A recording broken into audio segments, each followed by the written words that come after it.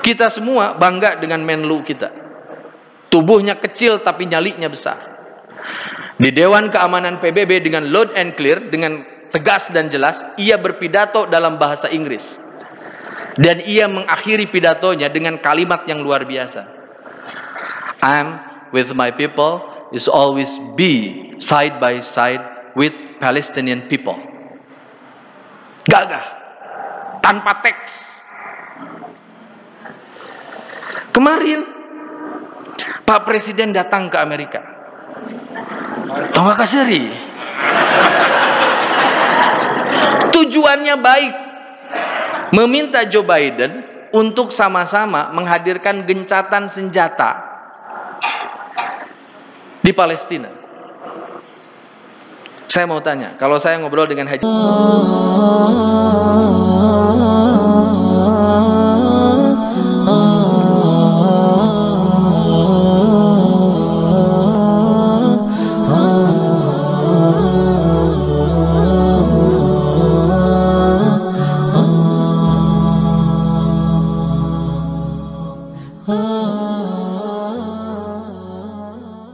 Ikhwatu iman rahimakumullah, pada kajian Ahad di pagi hari ini insyaallah kita akan melanjutkan lagi pembelajaran kita, tentunya dengan tema-tema yang baru yang tentunya akan menambah motivasi untuk kita lebih mendekatkan diri kepada Allah Subhanahu wa taala, dan tentunya menambah khazanah keilmuan kita sebagai bekal kehidupan kita sehari-hari.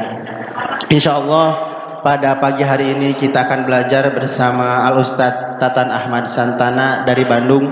Alhamdulillah beliau sudah berada di hadapan kita semua, dan tema yang akan kita bahas di pagi hari ini terkait dengan posisi umat Islam di tahun politik. Mudah-mudahan dari kajian ini kita dapat mengambil hikmah dan kita jadikan bahan dalam beramal kita ke depannya. Maka dari itu, ikhwati iman sekalian, sebelum kajian dimulai, mari kita persiapkan penglihatan, pendengaran, dan perhatiannya kepada apa-apa yang saya sampaikan, yang insya Allah akan sangat berguna dan bermanfaat bagi kita semua. Dan bagi bapak-bapak yang masih ada di luar, silakan, masih ada area yang kosong di sebelah utara. Dan ini bapak-bapak bisa.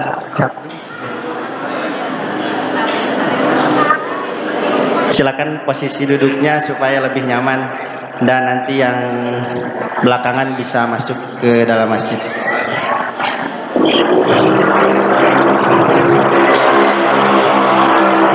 Baik, ikhwati iman sekalian, kajian kita mulai. Pada Ustadz dipersilakan.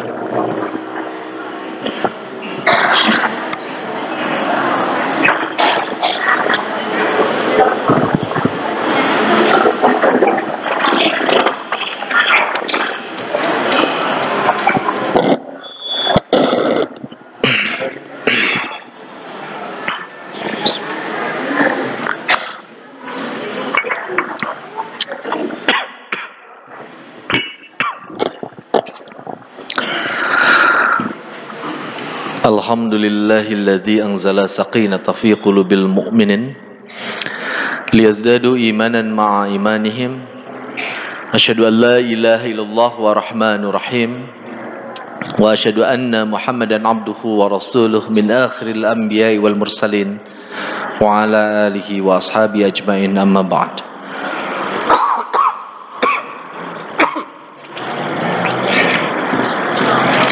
Ikhwatu iman, ibu-ibu, bapak-bapak, para pemuda dan para pemudi yang sama-sama mengharapkan ridho serta pertolongan Allah Subhanahu wa taala. Alhamdulillah, puji beserta syukur kita panjatkan kehadirat Allah Subhanahu wa taala. Allah yang Maha Suci dan Allah yang Maha Tinggi, yang masih mengizinkan kita semua untuk berhimpun pada kesempatan pagi hari ini. Ucapan terima kasih, penghargaan yang setinggi-tingginya teriring doa jazakumullahu khairan saya sampaikan kepada Qayyimul Masjid Abu Bakar Asy-Siddiq yang telah berkenan mengundang saya pada kesempatan pagi hari ini.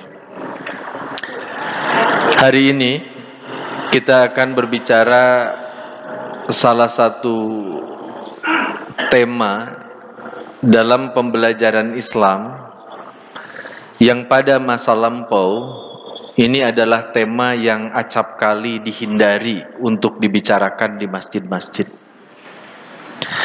Dan hal ini terjadi karena adanya pemahaman yang keliru dalam tubuh umat Islam secara umum yang memandang bahwa Islam itu terpisah dari urusan-urusan kenegaraan, dari urusan-urusan hukum, dan urusan-urusan politik.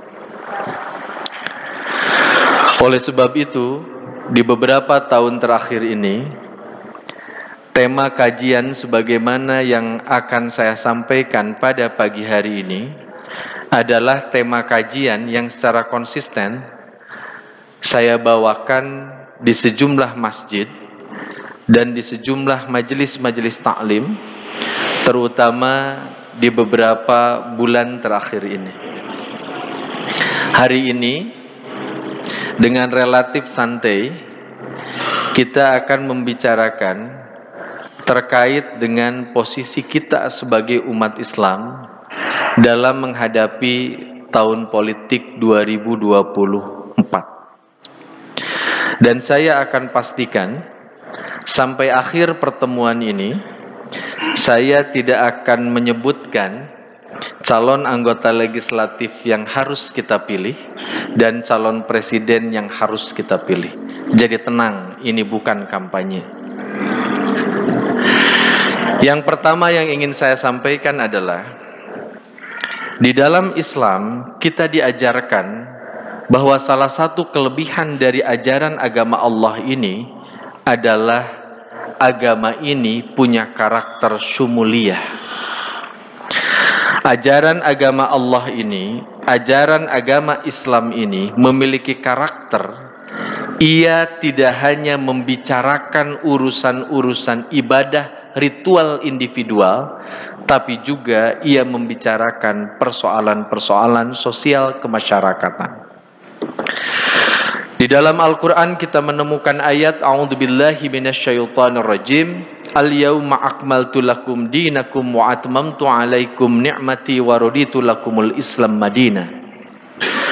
Allah Subhanahu wa taala menyampaikan kepada Nabi bahwa ajaran agama Allah ini adalah ajaran agama yang kemudian sudah dicukupkan nikmatnya atas diri Nabi dan umatnya.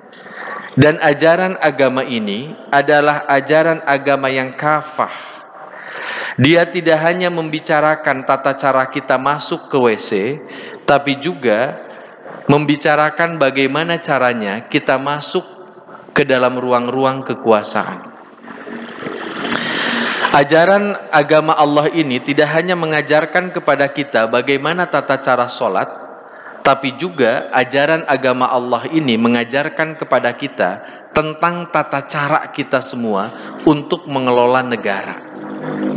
Ajaran agama Allah ini tidak hanya mengajarkan kepada kita tata cara memilih pasangan dan memilih pasangan untuk anak-anak serta keturunan kita, tapi ajaran agama Allah ini pun mengajarkan kepada kita bagaimana caranya kita memilih pemimpin-pemimpin daerah dan pemimpin-pemimpin negara.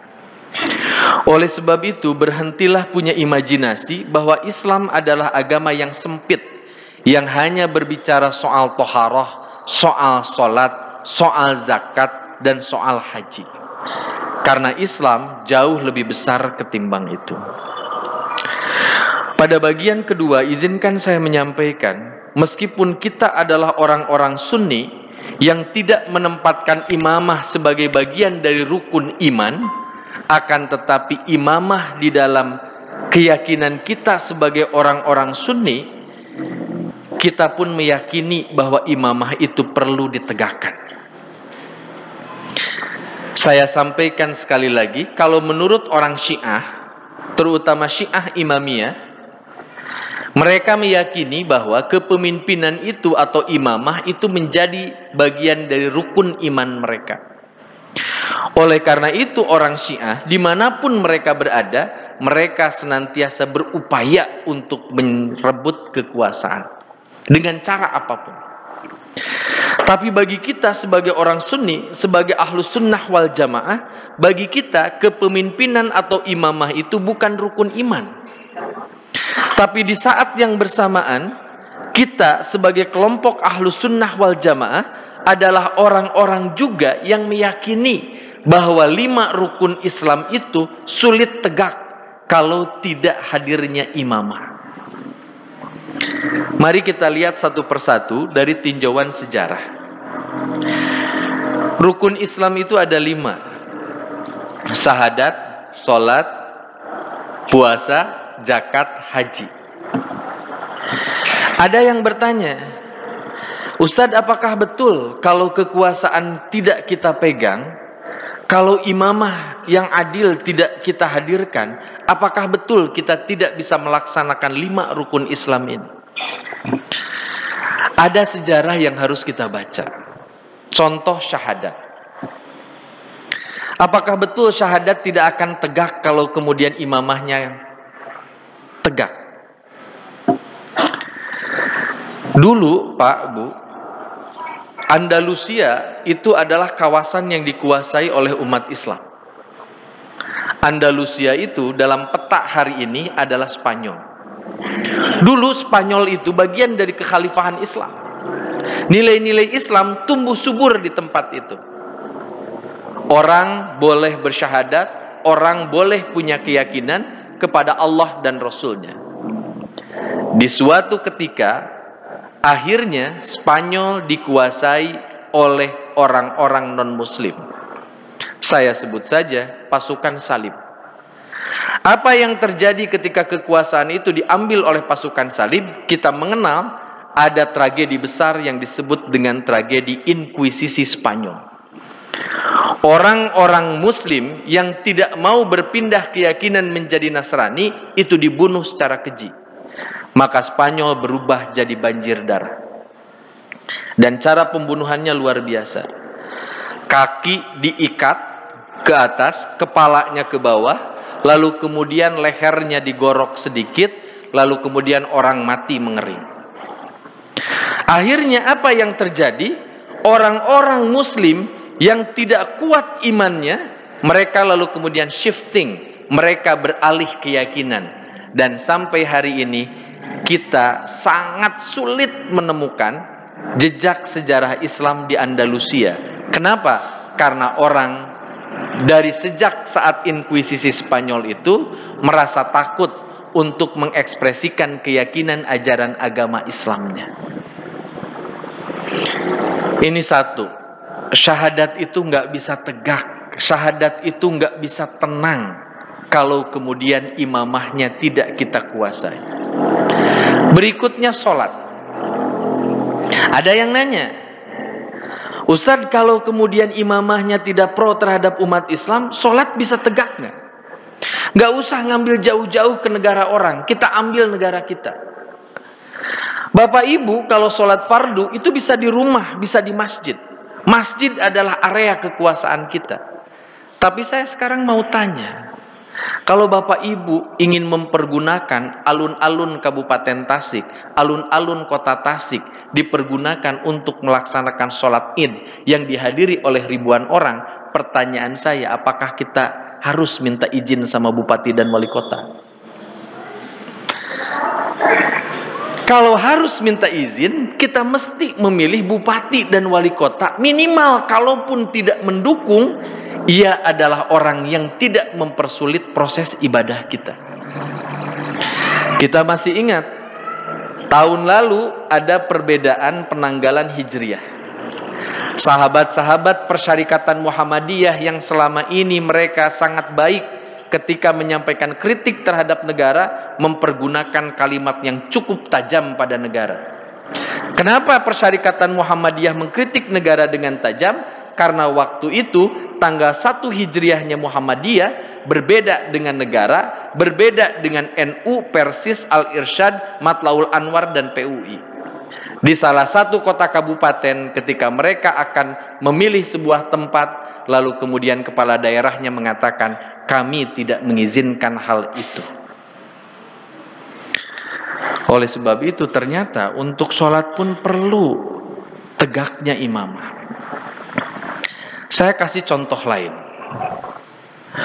Pertama kali saya memimpin sholat Id di Tokyo, itu saya diberikan pertanyaan yang dalam logika saya, selama saya hidup, saya tidak pernah berimajinasi akan ada pertanyaan semacam itu. Gimana pertanyaannya? Pak Dubes nanya sama saya, Ustadz Datan mau mimpin sholat Id pada shift keberapa? Jadi di Tokyo itu masyarakat Muslim Indonesia jumlahnya 3.500 orang. Sementara kawasan yang bisa kita pergunakan untuk sholat Id itu hanya aula Sekolah Republik Indonesia Tokyo dan lapangan upacara. Kapasitasnya maksimal 1.200. Jumlah yang akan sholat 3.500. Kalau di Indonesia gampang, pindah saja ke jalan. Jalan kita gunakan sebagai tempat bersujud. Di sana nggak bisa. Akhirnya saya ditanya, Ustadz bade shift kahiji, K2, atanapi katilu. Shift kahiji jam genep, shift K2 jam 7, shift katilu jam 8. Saya orang yang dibesarkan di lingkungan Persis bingung dengan pertanyaan itu.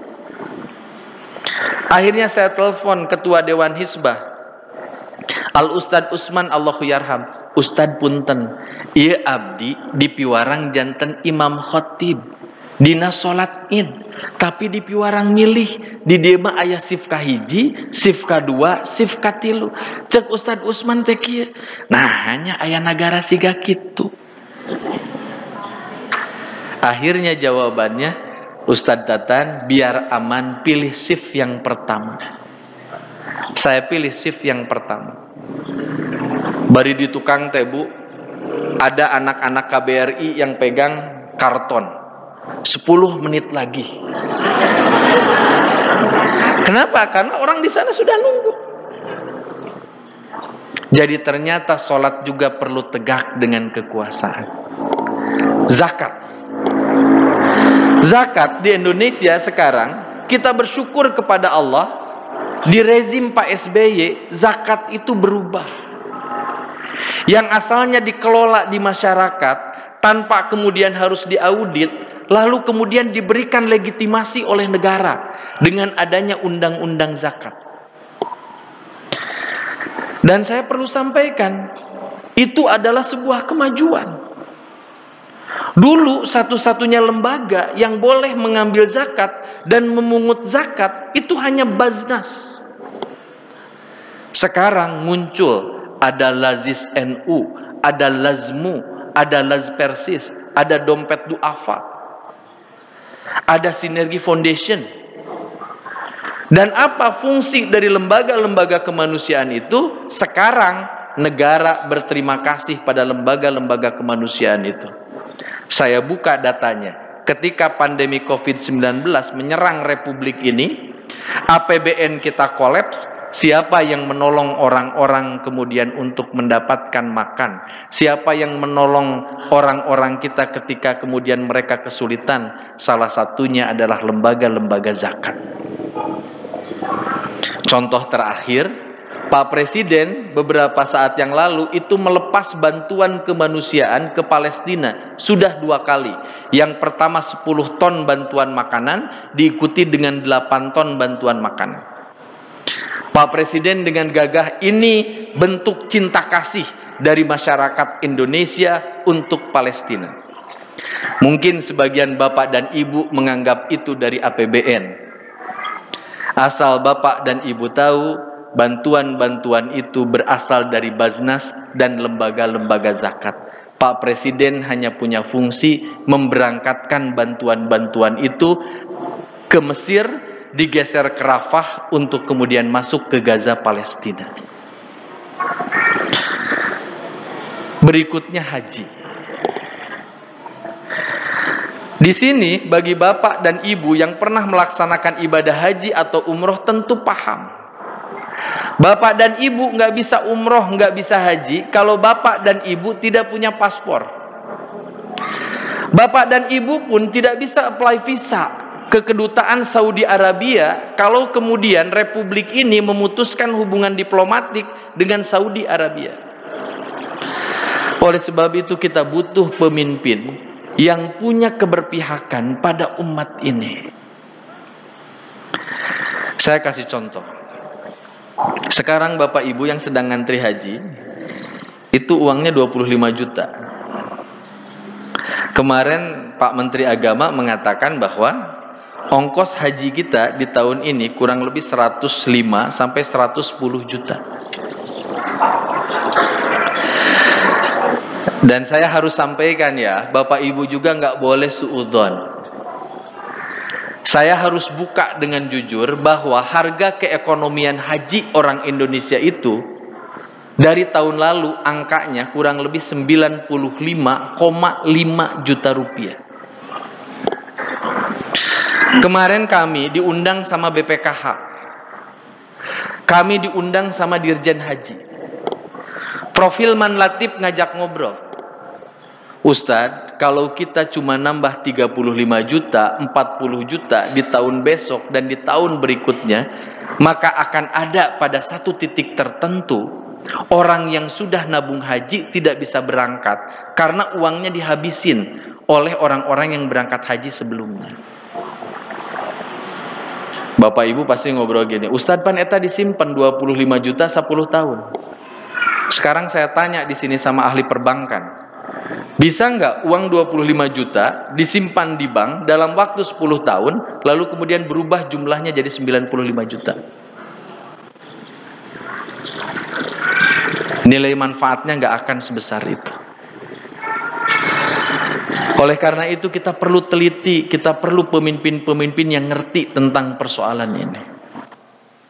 Nah, Ibu dan Bapak yang saya muliakan, terakhir tentang saum. Apakah betul kepemimpinan itu punya fungsi dalam saum? Mungkin sebagian Bapak Ibu nyangka tidak akan ada kasus semacam ini. Mungkin sebagian Bapak dan Ibu punya logika, saum itu urusan kita dan tidak bisa diintervensi oleh negara. Saya Pak, sejak tahun 2018 itu jadi Ketua International Flotilla to Arakan Kantor Perwakilan Indonesia, ngurus etnis Muslim Rohingya, termasuk yang kemarin baru berlabuh di Nangro Aceh Darussalam. Beberapa tahun yang lalu terjadi peristiwa di luar nalar kita. Di Arakan sebagai tempat dari etnis Muslim Rohingya, tepatnya di Myanmar Barat, itu orang-orang Muslim etnis Muslim Rohingya dilarang oleh junta militer Myanmar untuk melaksanakan saum. Kabayang lamun urang Raja Pola di piwarang ku camat tong ngalaksanakeun saum. Insya Allah sebagian seneng.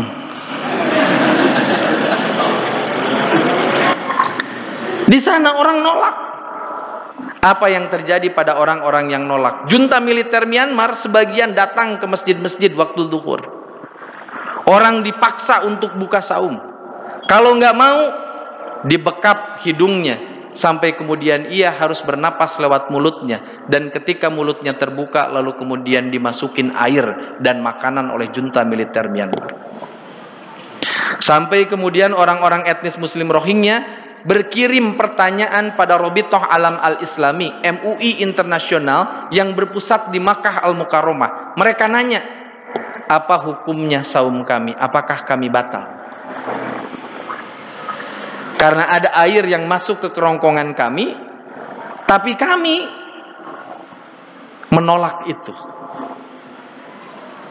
Sampai kemudian Robitoh Alam Al-Islami mengatakan, orang-orang etnis Muslim Rohingya yang kemudian berada dalam posisi penzaliman semacam itu, jangankan memaksakan diri untuk saum, tidak saum pun nilai ibadah saum mereka jauh lebih baik ketimbang kita semua. Jadi di bagian kedua ini saya hanya ingin mengingatkan kepada kita bahwa kepemimpinan itu penting. Di bagian ketiga saya ingin menyampaikan bahwa bagaimana caranya kita memilih pemimpin, apa hukumnya. Di dalam Islam Rasulullah Shallallahu Alaihi Wasallam bersabda, kalau kalian jalan bertiga, maka ambillah salah satu di antara diri kalian sebagai pemimpin. Kalau berjalan bertiga saja kita perlu untuk memilih pemimpin, apalagi berjalan dalam jumlah 270 juta penduduk muslim. Kita harus milih pemimpin. Dan oleh sebab itu momentumnya tiba. Tanggal 14 Februari tahun depan kita akan melakukan pemilihan. Kita akan milih pemimpin. Bedanya di zaman Nabi, pemimpin itu disebut sebagai Imamul A'dham. Seluruh kekuasaan ada di tangan Nabi. Nabi eksekutif, Nabi legislatif, Nabi yudikatif. Nabi membuat hukum, Nabi menjalankan hukum, dan Nabi menjadi hakim juga kepala negara dan kepala pemerintahan. Sekarang di Indonesia kekuasaan itu tidak terpusat pada satu orang. Sehingga tahun depan kita akan milih satu pemimpin eksekutif, yang kedua pemimpin legislatif. Sekarang pertanyaannya adalah siapakah yang kemudian harus kita pilih? Islam mengajarkan kepada kita, pilihlah pemimpin itu yang memiliki karakter seperti Nabi. Lalu kemudian kalau ada pertanyaan, Ustaz, sekarang itu nggak ada yang kayak Nabi. Susah. Dari 3 baca pres itu, kita semua paham, nggak ada yang kayak Nabi. Dan jangan berlebihan. Sampai kemudian ada seseorang yang kemudian mengatakan, capres yang ini itu Imam Mahdi, imam yang dijanjikan. Itu lebay. Nggak usah kayak gitu. Jangankan Pak, mohon maaf, untuk mimpin negara, mimpin ormas Islam saja nggak ada pemimpin ormas yang seperti Nabi.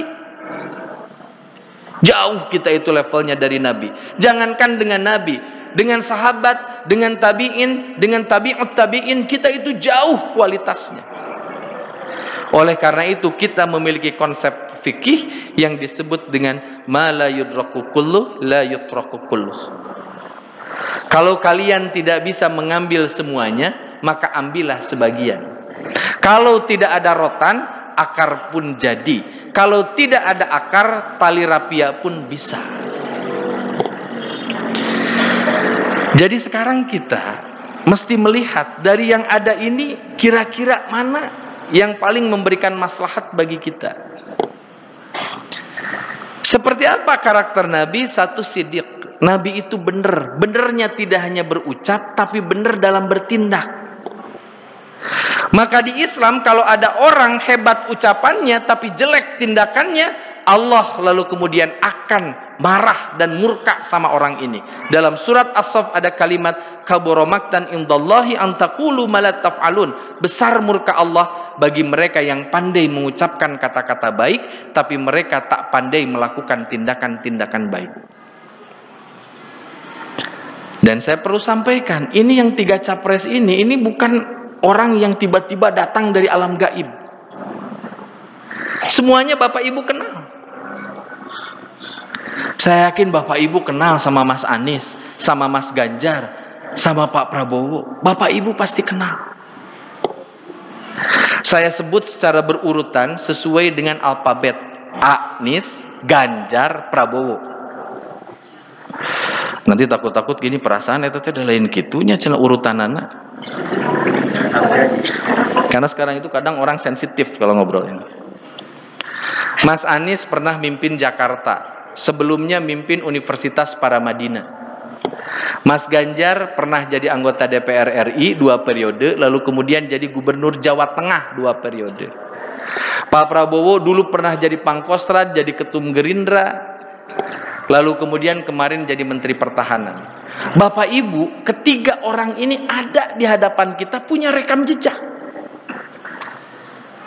Visi misi itu bisa bohong, tapi rekam jejak nggak bisa berbohong. Saya minta Bapak Ibu membaca rekam jejaknya.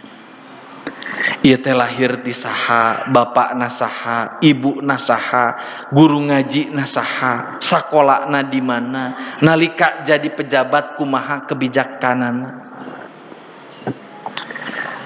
Saya adalah seorang asatid yang nggak pernah kalau ditanya sama jamaah, Ustadz kita harus milih mana, lalu kemudian saya nunjuk nama, enggak. Saya cuma menyampaikan ini panduannya, silahkan Bapak Ibu lihat. Sidik, benar dalam berucap, benar dalam bertindak. Tiga-tiganya tokoh politik. Pak Ganjar dulu pernah janji sama masyarakat Jawa Tengah. Bapak Ibu baca tuh dulu apa janjinya, dilaksanakan tuh. Mas Anies pernah janji sama masyarakat Jakarta, janjinya dilaksanakan tuh. Pak Prabowo pernah nyapres di 2019, janjinya naon wae dilaksanakan tuh. Dalam kapasitas dia sebagai Menteri Pertahanan. Semuanya bisa kita baca. Dan saya pengen Bapak Ibu baca. Karena nanti paku yang kemudian akan Bapak dan Ibu pakai untuk nyoblos itu akan ditanya pertanggungjawabannya di yaumul hisab. Jadi jangan sangka kita milih caleg A, caleg B, caleg C, presiden, DPD, itu nggak bakalan ditanya sama Allah. Dan saya kasih catatan penting. Ibu milih suami salah. Yang terzolimi ibu dengan anak-anak. Bapak milih mantu buat putri bapak salah. Yang terzolimi anak bapak dan juga bapak serta keluarga. Tapi kalau kita salah dalam memilih, maka kemudian yang akan kena dampak dari salah pilihan kita itu tidak hanya kita dan keluarga, tapi 270 juta penduduk Indonesia. Lalu ada pertanyaan, Ustadz kumaha abdi tetos ijtihad, sudah bener-bener berikhtiar milih iya. Ternyata ya Allah Ustadz geningan akhirna abdi terang ya tapi kasebelen. Maka jawabannya orang berijtihad itu tetap berpahala. Kalau menang, kalau bener dia dapat 2 bagian, kalau salah dia dapat 1 pahala. Asal ijtihad. Dan ijtihadnya mesti bener. Dekieu di calon hiji 10.000, calon 2 50.000, calon 3 100.000. Saya kan mujtahid, 100.000 teh lebih gede daripada 50.000 jeung 10.000. Urang milih nu 100.000. Kalau ibu bapak melakukan itu, la'anallaha rasyi wal murtasi, laknat Allah bagi mereka yang menyuap dan disuap. Ya. Jadi jangan main-main ya. Nerima uang 20.000 nyoblos eta dilaknat ku Allah. Kalau bapak ibu mau melawan laknat Allah silahkan. Ya. Yang kedua amanah, jujur. Ada yang nanya, Tad penting gak jujur? Penting. Gimana gak penting atuh? Presiden itu ngurus ribuan triliun, Pak. Gubernur Jawa Barat itu ngurus 48 triliun. Bupati Tasik ngurus sekitar 3 triliun. Wali kota Tasik ngurus 2,2 triliun. Kalau nggak amanah, repot bangsa ini. Kota Bandung, kawasannya nggak seluas Kabupaten Tasik. Kabupaten Tasik APBD-nya mungkin hanya sekitar 3 triliun. Kota Bandung 8 triliun. Makanya saya sering bilang gini, saya pernah dulu ketemu sama Kang Yana sebelum dia pakai rompi oren. Saya ngobrol gini ke Kang Yana. Kang Yana, saya itu nggak ngerti. Di Bandung itu ada ITB. Di ITB itu ada jurusan planologi. Di ITB itu sarjananya keren-keren. Tapi pertanyaan saya dulu, kenapa Parapatan Samsat dari arah Kiara Condong itu jalannya bergelombang? Dijawab, Ustad, eta teh struktur tanahna teu bagus. Cek aing teh atuh mun kitu mah nu nyieuna Pak RT jeung Pak RW di lemur kuring di Tasik mah teu nanaon. Tapi kan yang bikin ini ahli. Sama seperti saya nanya, kenapa batu andesit di Jalan Braga sampai hari ini mudah terkelupas? Sama seperti batu-batu yang disimpan di Masjid Agung Kota Tasikmalaya. Mes-mes, coak, mes-mes coak. Jawabannya teh kieu, Ustadz ini teh struktur tanahnya tidak mendukung. Saya pernah datang ke sebuah kota yang paling tua di Eropa Timur, namanya Praha di Republik Ceko.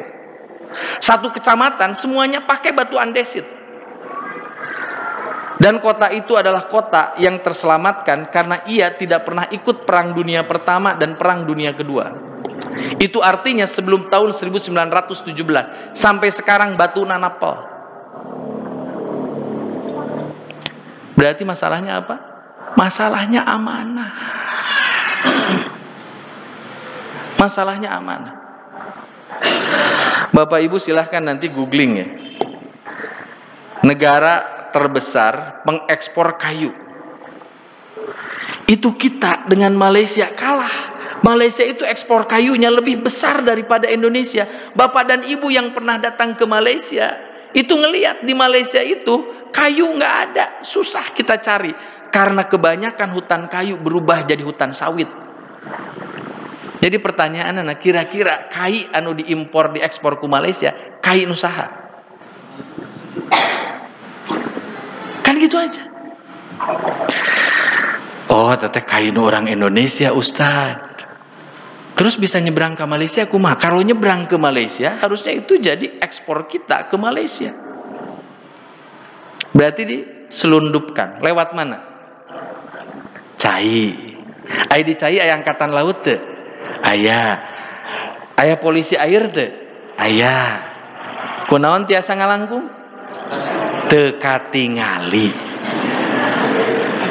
Karena kawasan laut kita luas ya. Kan gitu. Kita butuh orang-orang amanah. Makanya saya sering bilang gini, kalau Bapak Ibu muak melihat ketidakamaнаhan pejabat atau sebagian dari pejabat, saya minta di rumah kita amanah. Ajarkeun ka budak jujur. Kumaha carana budak jujur? Kolotna kudu jujur. Lamun ibu dicaros ku caroge, mah ari artos teh aya keneh teu. Lamun aya ngobrol aya. Ieu mah tiap ditanya beak deui. Bari budak teh ningali, nah hanya si emak tadi isuk-isuk ku si bapak teh ditanya, mah aya keneh artos teu aya. Tapi perasaan tadi katingali da jajan baso. 2 mangkok ditambah teh botol sostro. Bapak ibu mau main ke mall, ditanya sama anak, bapak mamah bade ka mana? Bade ka dokter, entong ngiring bisi disuntik. Gimana mau jujur? Akhirnya anak kita terlatih menjadi pendusta ulung karena ia menjiplak perilaku orang tuanya. Kan repot. Ajarin ke anak-anak itu jujur. Saya punya anak 4. Dari sepekan, sepertinya waktu paling luang bagi saya adalah di akhir pekan. Sekarang saya bersyukur dari 4 itu yang tinggal di rumah cuma 1. 2 di Jogja kuliah, 1 di Kuningan sedang mondok, 1 Zainab dengan kami. Sekarang kalau kami meninggalkan Zainab, kami harus membuat proposal. Inab, besok papa harus ke Tasik. Umi mukernas PP Persis di Savoy Homan. Papa besok pulangnya ke Bandung sore. Inab sendiri di rumah sama bibi ya. Karena kami jujur, akhirnya anak ngerti. Meskipun memahamkan anak itu nggak mudah. Papa apa mukernas teh? Musyawarah kerja nasional. Itu teh ngapain aja umi teh rapat sama ustazah yang lainnya. Itu dikasih tahu. Jadi saya minta kalau kita pengen punya anak-anak yang kelak anak-anak itu akan jadi pemimpin di masa depan yang kemudian jujur, saya minta kita semua mengajarkan kejujuran itu sama anak-anak kita. Jangan bohong. Ya, jangan bohong. Ikhwatu iman yang saya muliakan, berikutnya adalah fatonah. Cari pemimpin itu yang pintar. Cari yang pintar. Kita bersyukur sekarang dari 3 baca pres ini pintar-pintar. Mas Anies lulusan UGM, S2, S3-nya di Amerika. Mas Ganjar lulusan UGM, Prabowo lulusan Akademi Militer TNI. UGM dan Akabri itu adalah institusi pendidikan salah satu yang terbaik di Republik ini. Kita bersyukur. Sakolana balener. Sekarang tinggal kita cari mana yang paling pintar. Ibu-ibu ada yang nanya, Ustad maning mana pamimpin teh, maning anu pinter, maning nu jujur, kudu dua nana. Teu bisa jujur tapi boloho. Nggak bisa. Mohon maaf, ini kritik saja ya, ini kritik. Ini kritik saja. Kita semua bangga dengan Menlu kita. Tubuhnya kecil tapi nyalinya besar. Di Dewan Keamanan PBB dengan loud and clear, dengan tegas dan jelas, ia berpidato dalam bahasa Inggris. Dan ia mengakhiri pidatonya dengan kalimat yang luar biasa. I'm with my people is always be side by side with Palestinian people. Gagah, tanpa teks. Kemarin Pak Presiden datang ke Amerika. Tongga kaseri. Tujuannya baik, meminta Joe Biden untuk sama-sama menghadirkan gencatan senjata di Palestina. Saya mau tanya, kalau saya ngobrol dengan Haji Dandik ya, Ji, bejakeun ka urang Raja Polah tong ribut wae. Mun ribut wae ku aing dikepret hiji-hiji. Gagah teu? Gagah. Jeung kieu Haji pangbejakeunnya ka urang Raja Polah entong raribut wae. Lamun ribut wae engke dikepret. Kalimatnya sama nggak? Sama. Dirasakannya bakal beda nggak? Karena intonasi itu secara psikolinguistik itu memberikan pesan sama orang. Dulu Bung Karno di Perserikatan Bangsa-Bangsa, beliau berpidato tentang Pancasila. Gagahnya luar biasa. Nah, oleh karena itu nggak cukup jujur komo, ieu mah lamun jujur henteu bodohnya pan ribu. Ieu mah di Wakanda. Di Wakanda. Oleh karena itu harus pintar. Kenapa mesti pintar? Kebayang nggak negara ini ngurus 2.700 triliun? Kumaha cara ngabagikeun anak? Ditakdirkan Pak Haji Dadang janten presiden, Pak Haji Dadang kenging 2.700 triliun. Pak Haji Dadang teh di Raja Polah mah beunghar. Di Pasian 2.700 triliun, kinten-kinten pusingan moal.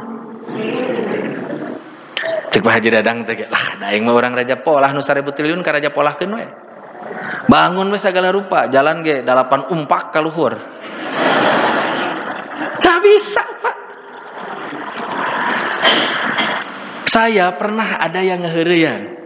Ustaz Datan jadi wali kota Tasik ya? Saya jawab enggak. Gimana saya mau jadi wali kota untuk sebuah kota yang PAD-nya di bawah 300 miliar, sementara APBD-nya sampai 2,2 triliun. Tasik itu kalau nggak ada bantuan dari pemerintah pusat dan pemerintah provinsi, mati dia sebagai kota. ASN-nya aja nggak bakalan dikasih gaji. Jadi siapa yang harus mimpin kota Tasik? Siapa yang harus mimpin kabupaten Tasik? Siapa yang harus mimpin kota kabupaten yang defisit anggarannya? Adalah mereka yang punya strategi gimana caranya PAD-nya meningkat. Di orang mapan gagah calon bupati jeung calon wali kota teh. Nanti sekolah gratis, nanti berobat gratis, nanti kawin gratis, nanti kawin lagi gratis. Ditanya duitnya di mana? Wallahu alam bisawab.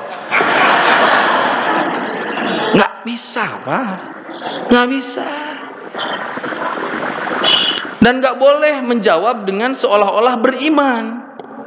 Gimana itu uangnya? Saya percaya Allah itu Ghaniyun Hamid. Allah itu maha kaya dan maha baik. Saya yakin Allah bakal nolong kita. Cek Allah teh maneh nu kampanye mawa-mawa urang. Gimana coba strategi? Kemarin ada calon presiden yang kemudian mengatakan bahwa seluruh anak-anak bakal dikasih susu gratis. Saya mau tanya, bagus nggak? Bagus, harus jujur ya. Bagus nggak? Bagus. Ada capres yang mengatakan mau ngasih makan siang kepada pekerja gratis. Bagus nggak? Bagus. Enakeun teu kadanguna? Enakeun. Tanya di mana duitna? Makanya kayak orang bakal nyekel kartu deui ya, kartu makan siang jeung kartu susu. Kan gitu. Tapi saya sampaikan, niat-niat baik itu kita terima, tapi kita mesti tanya, di mana ieu teh? Ada satu partai yang sekarang di mana-mana nulis, kami berkuasa BPJS gratis. Bagi saya partai itu keren luar biasa. Asal bisa menjelaskan di mana duitnya. Karena di negara maju memang BPJS itu gratis. Ciri negara maju adalah health insurance development-nya keren. Pembangunan asuransi kesehatannya keren.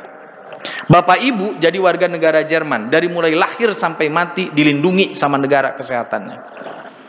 Di mana artosnya uangnya 40% dari pendapatan bapak dan ibu setiap tahun ditarik oleh negara dalam bentuk pajak. Wanita presiden ngobrol gitu. BPJS-nya gratis semua, tapi gaji bapak lamun tina 1 juta 400.000 dicanak ku negara. Kan harus terbuka. Tidinya asalnya.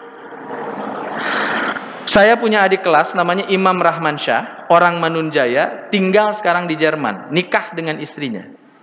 Saya tanya, Imam, rek balikna iraha NTT ke Indonesia. Pan NTT di beasiswaan ku negara, balik atuh ke Indonesia. Dijawab sama dia, Kang sigana abdi mah dugikeun ka sepuh di dieu. Kunaon, Mam? Di dieu mah hirup teh memang flat. Ingat ya, hidup paling dinamis itu orang Indonesia. Matak orang Indonesia mah jantungna sehat. Teu sehat kumaha tuh diudag-udag we ku Bang Emok. Lulumpatan HTT ka ditu ka dieu. Ningali polisi deg-degan, aduh aing ieu SIM can diperpanjang, STNK can diperpanjang, deg-degan wae. Tiap pemilihan presiden diurang ribut, deg-degan deh. Ibu bapak coba, makanya saya selalu ngobrol gini ya, orang Indonesia itu kalaupun nggak bisa datang ke luar negeri, coba baca berita-berita di luar negeri. Di Batur pemilihan presiden yang pileg, ya Allah tiis. Tiis, kenapa sistemnya kuat? Siapapun presidennya pasti perilakunya gitu. Karena sistemnya kuat. Jadi tenang masyarakat. Dah aing mah ereksi eta si ieu ge da anger konstitusi kuat, sistemnya kuat, dia akan bekerja sesuai dengan sistem. Jadi tarara ribut. Urang mah jelang pilpres deg-degan. Aduh aing mah ieu jeung imam sarua teh nya partai. Imam make baju PKS, makmum PDI, imam teh Allahu Akbar cek PDI teh moal aing moal Allahu Akbar. Si eta mah PKS, aing mah PDI. Atawa sabalikna deg-degan, Pak. Jantung-jantung kita itu kuat, Pak. Gaji 2 juta, hirup 30 poe, anak 4. Tengah geber kumaha. Mantakna hese sakinah di urang mah. Dihitung ku ibu teh genep urang, gaji 2 juta. Berarti sehari 2 juta dibagi 30. Dibagi ka genepan. Sapoe 3 kali tuang. Matakna palinter di urang. Sabab ngitung matematika nanti detil gitu. Tepikeun ka koma teh sabaraha. Nah, ibu dan bapak yang saya muliakan, ngurus negara itu butuh dengan ilmu. Butuh dengan ilmu. Sama seperti membangun bangunan. Sok bikin bangunan. Gimana caranya bangunan ini? Satu, tidak panas. Dua, teolok listrik. Katilu, lamun ditakdirkeun rugrug jamaahna teu maot. Da pasti teu kaemutan kapungkur. Sugan, ieu lamun rugrug kira-kira kumahanya. Pas urang nuju ngaos, sanes jeung sieunnan ya mah. Tenang da abdi ge dilebet ya. Kan gak pernah dipikir. Kemarin kami membangun masjid. Karena saya pimpinan Jabar Bergerak, bangun masjid di Cianjur. Harganya 2,8 miliar. Saur Pak RT teh ngawitanna make Ustad. Teu kedah nu sae-sae lah, nu biasa we siga kamari. Panceeng teh nu kamari teh justru teh goreng jadi rugrug, maotna ge loba. Manya erek maot deui. Ustad da iraha deui atuh gempa bakal sumping duka cenah teh. Sekarang kita punya masjid dingin, pencahayaannya cukup, lalu kemudian konstruksinya ringan, sehingga in case ada gempa, maka collateral damage-nya, korban yang tidak dibutuhkannya tidak banyak. Siapa yang bisa melaksanakan itu? Arsitek yang benar. Itu butuhnya fatona. Kita butuh presiden yang pinter, yang mengancam Israel tidak hanya dengan kata-kata. Saya ngomong gini soal Palestina itu. Tadi malam saya tidur jam 1 hampir setengah 2. Beres kegiatan lalu kemudian saya koordinasi dengan teman-teman di Turki dan Malaysia. Karena masih ada satu junior saya yang sekarang tersisa di Gaza dan belum bisa keluar. Sementara saya harus sampaikan kabar duka bahwa tadi malam kota Gaza jatuh ke tangan Israel.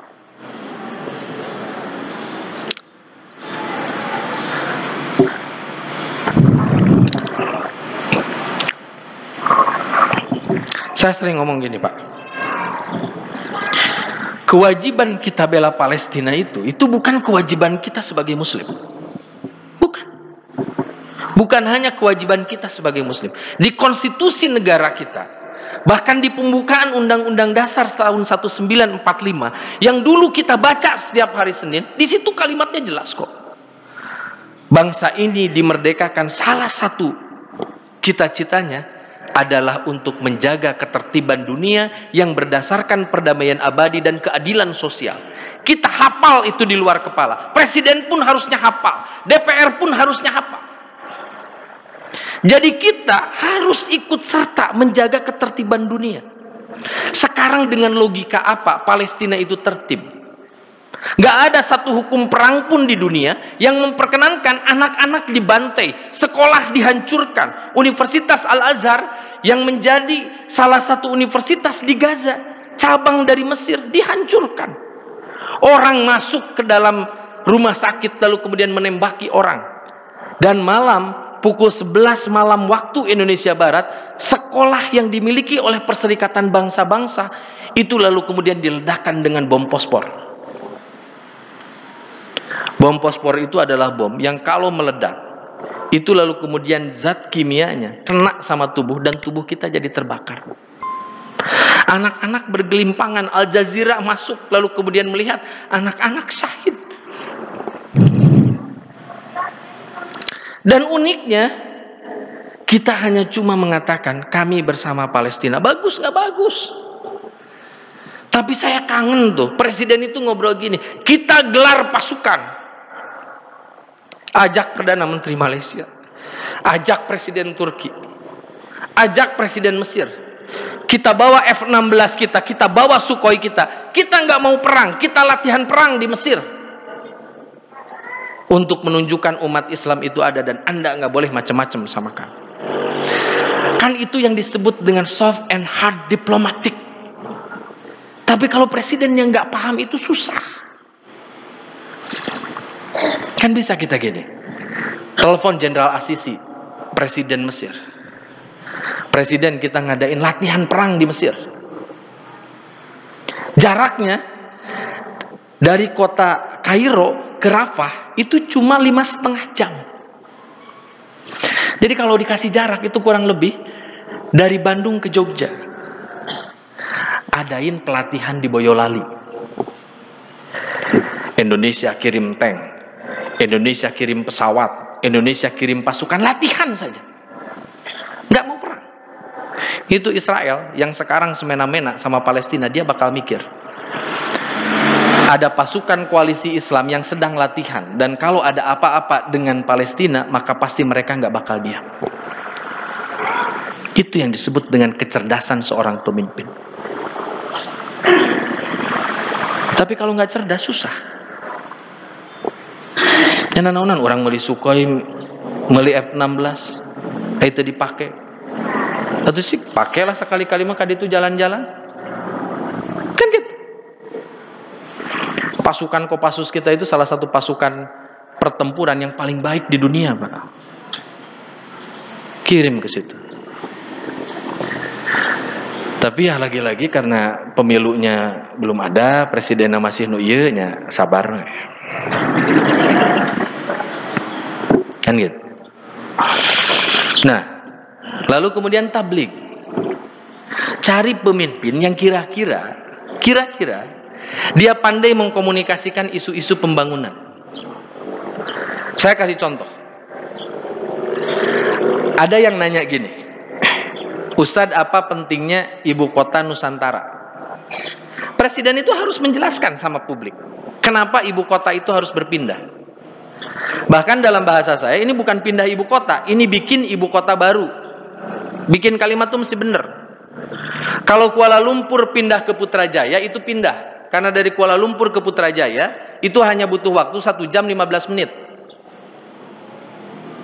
Ini bangun seperti Australia bikin ibu kota baru namanya Canberra. Canberra itu berada di antara Sydney dengan Melbourne.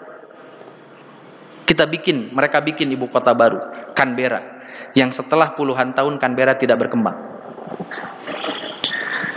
Jadi jangan dikira ya, nanti kalau kita bikin ibu kota semuanya sukses. Enggak, ada beberapa ibu kota yang enggak sukses. Tentu kita doa ibu kota Nusantara mah sukses. Dah lebar paknya, tangkal nges di tuaran, jalan nges di damel, bapak teh ulah kieu mudah-mudahan terjadi tong kitu. Terjadi ibu kota negara ge mudah-mudahan lamun presiden usaha gitu nggak bakal berlanjut, itu kan tetap harus jadi sesuatu yang bermanfaat. Tapi kalaupun pindah nggak apa-apa, mudah-mudahan jadi maju. Urang mah doana sing saya. Tapi narasinya mesti bener. Ulah kieu, ibu kota negara Indonesia harus pindah ke Kalimantan karena Jakarta itu setiap tahun mereka turun permukaan tanahnya 3 cm misalnya. Jadi nanti Jakarta bakal tenggelam. Lamun logikana bakal tenggelam, berarti upayakan tidak tenggelam. Adik itu mah orang pindahkeun we. Jakarta mah sina tilelep. Itu sama seperti dulu ada ide begini. Saya orang Bandung Timur, terbiasa dengan banjir.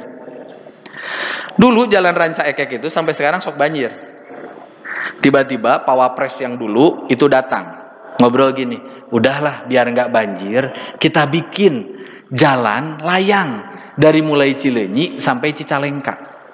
Lucunya bangsa kita, semua orang tepuk tangan. Alhamdulillah, ayeuna mah jalan teh moal banjir. Nah, teteki ari sia teu mikir berarti maneh orang Ranca Ekek kabeh erek dilelepkeun ku nagara asup dina banjir. Jadi kita itu mesti mikir. Makanya bikin narasi. Contoh, sekarang heavy-nya pembangunan itu ke Indonesia bagian barat. Kita perlu pemerataan karena republik ini pembangunannya tidak hanya pro growth, pro pertumbuhan, tapi harus berkeadilan. Saatnya kita bantu Indonesia Timur sehingga kemudian pemerintahan kita geser ke arah lebih timur.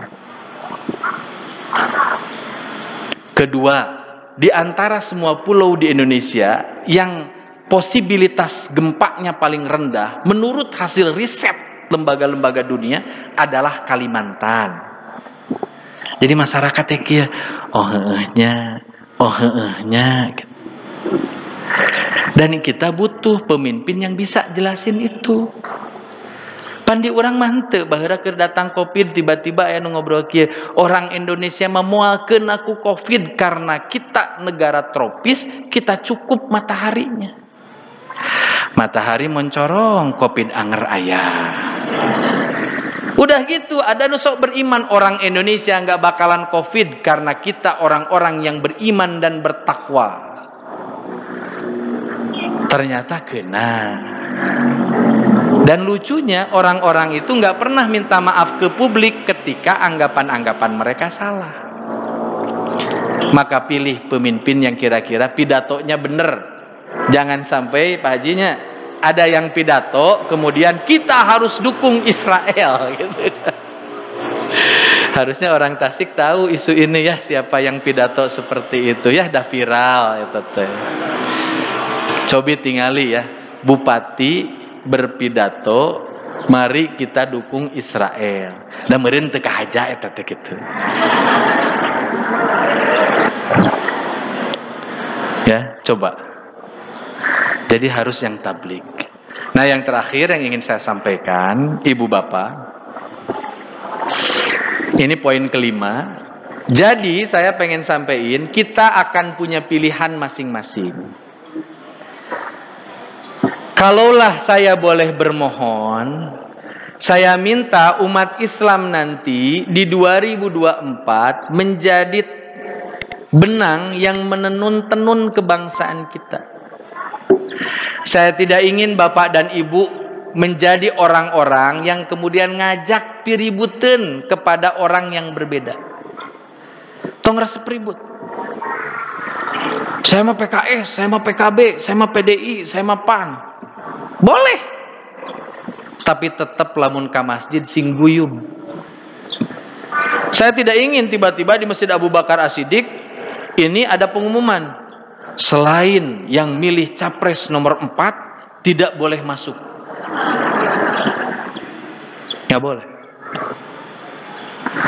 Jadi saya masih tetap punya pikiran, kalaupun pilihan kita dalam politik berbeda, kalau Ka'bahnya masih sama, kalau kiblatnya masih sama, mudah-mudahan kita masih tetap bersaudara. Ingat Pak, Bu, politik itu sekedarnya, bersaudara itu selamanya. Dan agar Bapak Ibu yakin, saya akan sampaikan fakta. Di tahun 2019, menjelang pemilihan presiden, angka perceraian itu naik tajam. Ini faktanya ada. Dan ternyata salah satu triggernya adalah karena pasangan suami istri punya pandangan politik yang berbeda.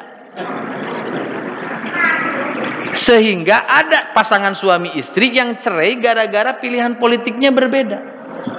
Pasangan suami istri itu bercerai. Pemilu beres, Pak Jokowi jadi presiden, rujuk jeung Prabowo. Ari si eta jeung pamajikanana anger cerai. Kan rugi. Meskipun saya kadang seneng kalau pemilu itu masjid jadi loba. Aing masjid eta mah milihna iyalah aing mah rudet ka masjid eta geus nyeun masjid deui kitu tah. Tapi kan masjid nu kitu mah insyaallah moal barokah.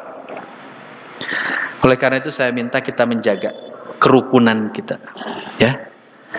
Dan saya minta kita milih caleg dan capres sebagaimana yang tadi disampaikan. Nanti setelah pas 14 Februari, nanti kemungkinan ada tahap kedua, dan nanti mungkin bersamaan dengan tahap kedua, selepas itu kita akan milih bupati dan gubernur. Jadi saya minta kita semua yuk berikhtiar, berijtihad semaksimal mungkin untuk memilih pemimpin-pemimpin terbaik di antara kita semua. Ikhwatu iman yang saya muliakan, menutup perjumpaan kita pada kesempatan pagi hari ini, saya ingin ingatkan bahwa kita harus punya ketaatan. Atiullaha wa atiur rasul wa ulil amri minkum. Karena Allah dan Rasulnya perlu ditaati, karena pemimpinnya perlu ditaati, maka pastikan pemimpin yang kita taati kelak adalah pemimpin yang taat pada Allah dan Rasulnya. Saya kira itu saja. Terima kasih atas segenap perhatiannya. Semoga Allah subhanahu wa ta'ala merahmati kita. Rabbana hab lana min azwajina wa dhurriyyatina qurrata a'yunin waj'alna lil muttaqina imama. Rabbi habli minas shalihin. Rabbana atina fid dunya hasanah wa fil akhirati hasanah wa qina adzabannar. Aqulu qouli hadza wa astaghfirullah li wa lakum wa lafu minkum walhamdulillahi rabbil alamin. Assalamualaikum warahmatullahi wabarakatuh.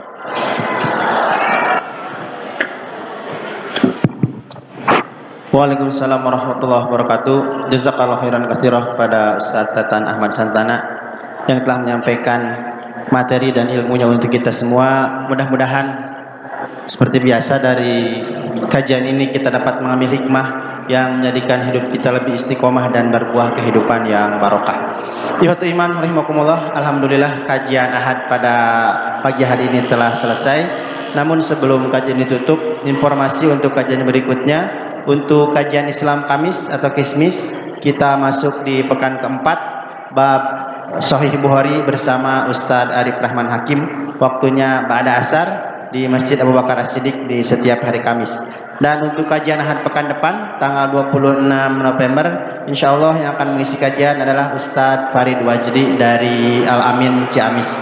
Mudah-mudahan kita semua diberikan kesehatan, diberi kekuatan, dan dilancarkan segala urusan kita, dan tentunya kita makin taat lagi kepada Allah Subhanahu wa taala. Aqulu qouli hadza